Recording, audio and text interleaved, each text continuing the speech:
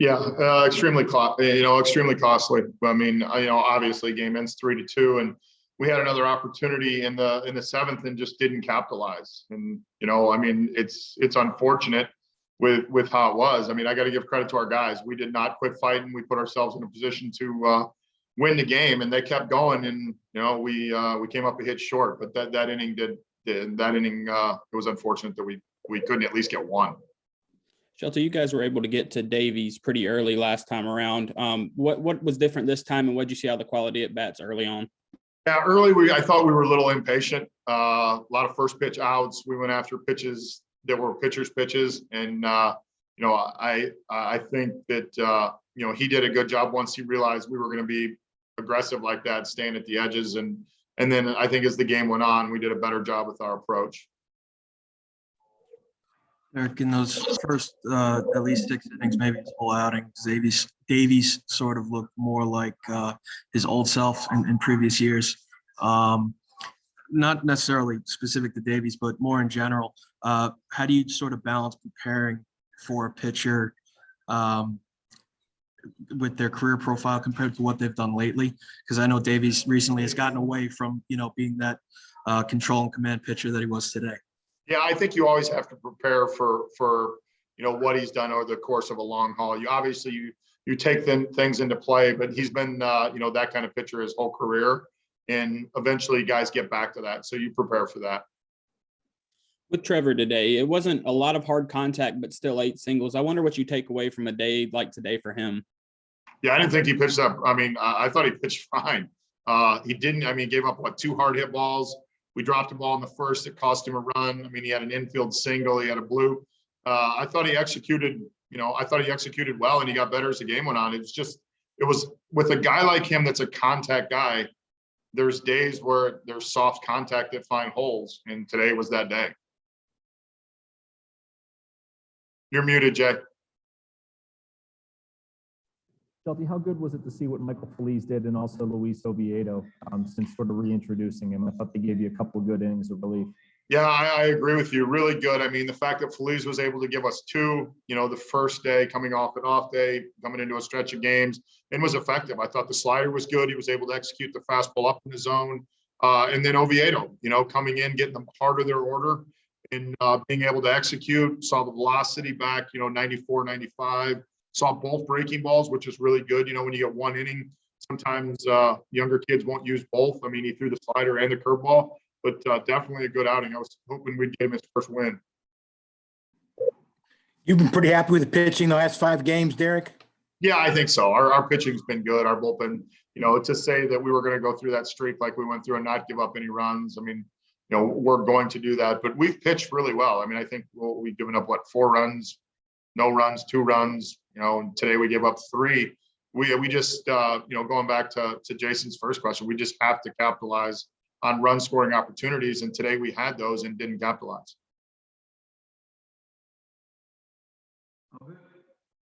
Thanks, guys.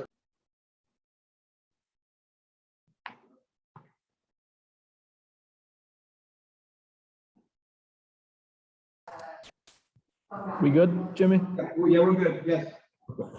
Trevor, they seem to really battle you with 2 strikes. Just what did you see out of them with 2 strikes and maybe being difficult outs today? Yeah, I mean, I think with the wind blowing in, maybe they changed their approach a little bit. It's just so difficult at homer. I think it was more of a singles type game, old school kind of baseball type day. So they did a good job battling with 2 strikes and got hits on some good pitches, and I made some mistakes with 2 strikes and they hurt me. But just one of those days where it's just kind of a different type feel, old school, like, singles and all that, like just different type day. Trevor, on that bunt single that you had, did you see Rizzo come in aggressively and you just thought, let me get the bat head on it a little harder? Yeah, I mean, they always are pretty, I played over there, and hats off to Rizzo because he's got no fear, but they crash hard. So I was trying to set it down gently the first couple pitches, and then, try and think more, laying it between the catcher and pitcher because that always gets the job done. And then after that, I was like, I'm just going to try and bunt past the pitcher, and it just happened to work out.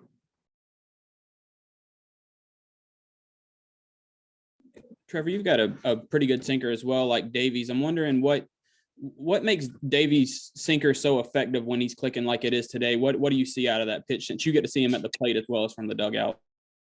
Yeah, it's honestly, it's tough when you're bunting because your sights, like you square up, it's different, but it's one of those pitches I think kind of stays low, and it stays low, but it looks like it's low, but it'll kind of stay true and then run.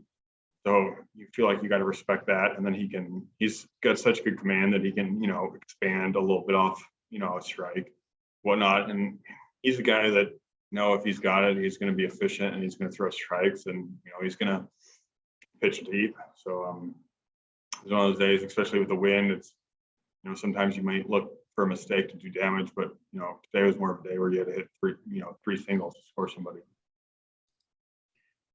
Trevor, I know you've had some difficulties. We've talked about them in the first inning, but did you feel better about what happened in the first inning today? And I know there was the run, but it was unearned. Just how did you feel in the first today?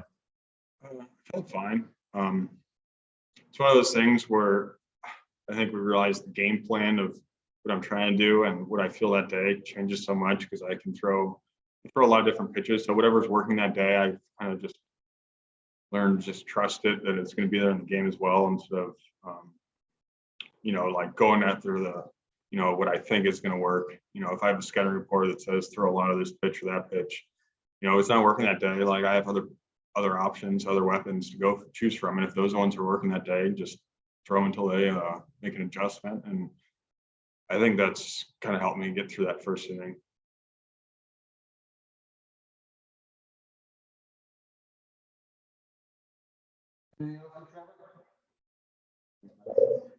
Hey, Trevor, what did you say to Rizzo, or what did he say to you when you got to the bag after that bunt hit? I don't know. We were just catching up, I guess. He didn't get on you for doing that? No, he said he'll probably have early work tomorrow. I was like, don't crash so hard. And just one thought, if we could, about your thoughts about Albert Pujols, what kind of teammate he was, and your thoughts when you heard he was DFA'd. Yeah, I mean, he's just one of those guys that is just, he's Albert Pujols. I don't know what else to say. So yeah, when you see that, it's, yeah, just, you don't like to see that in a game. Like I played there, like, I get it's like, Walsh is doing really well, and I love Walshy. But, he had a good ride there, and I think knowing him, he's going to catch on somewhere else, and, he's going to find a chance to play more consistently, and I'm sure he'll succeed in wherever that is.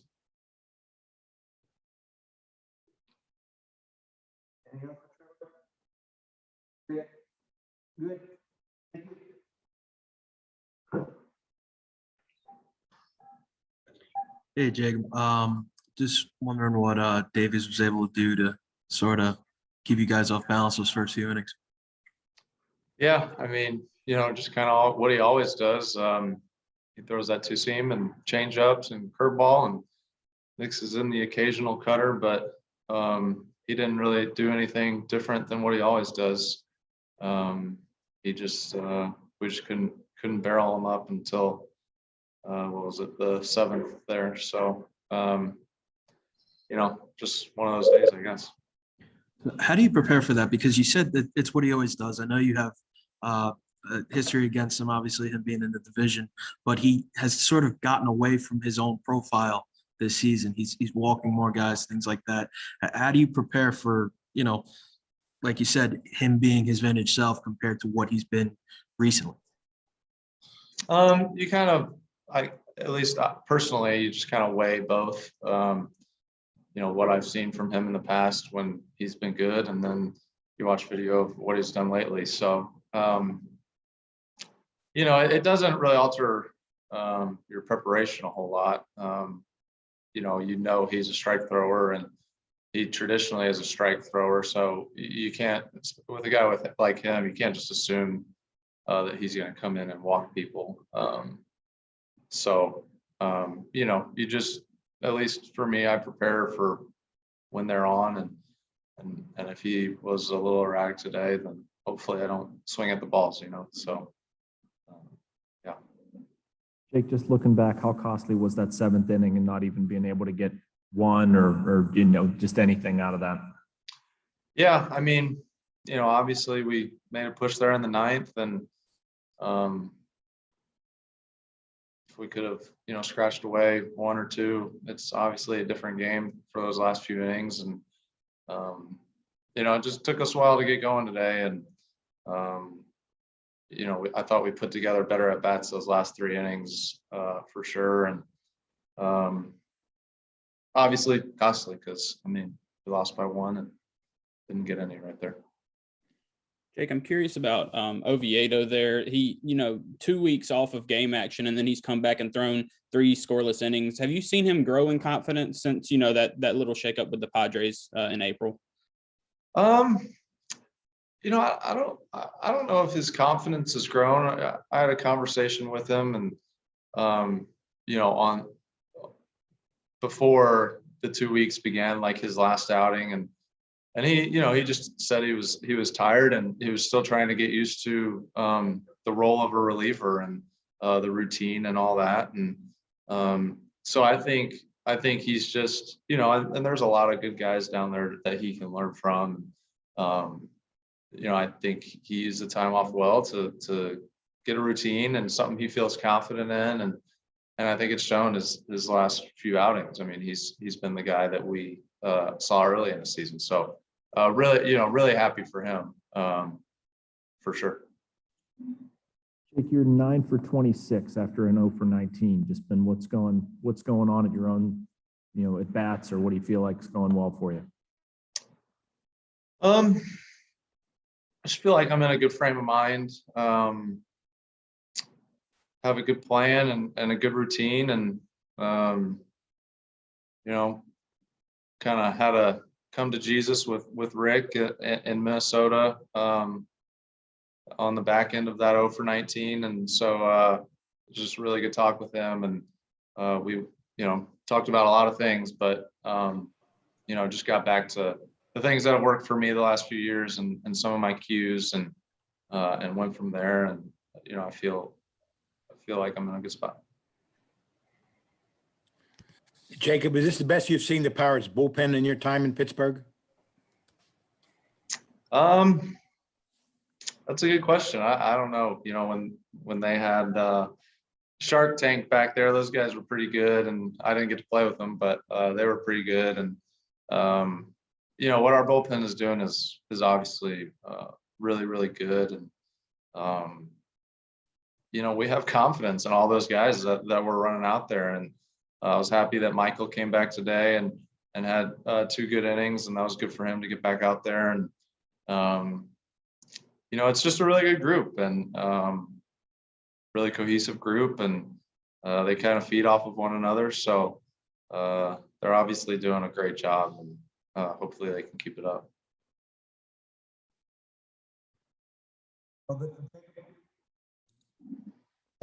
Thanks, guys.